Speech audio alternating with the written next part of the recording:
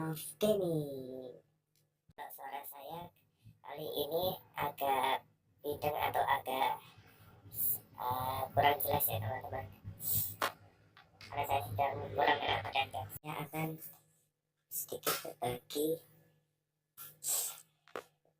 tentang bagaimana caranya agar aplikasi seperti WhatsApp, BBM, atau aplikasi lainnya bisa menjadi ganda.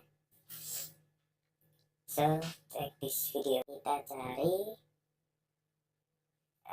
aplikasi ganda guys. Ya ini.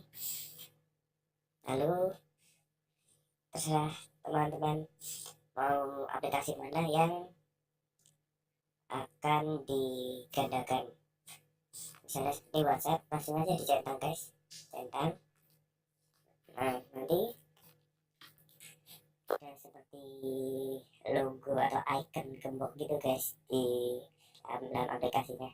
Dan yuk kita coba sekarang guys, kita coba, kalian tes dulu.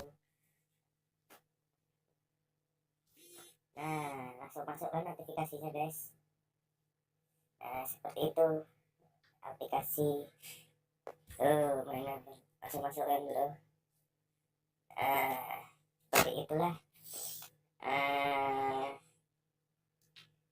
aplikasi Ganda yang berjalan di handphone Xiaomi Redmi guys. Sekian untuk video kali ini. Yang belum subscribe silahkan subscribe, karena subscribe dari teman-teman membuat saya semakin semangat untuk membuat video-video yang baru dan lebih bermanfaat.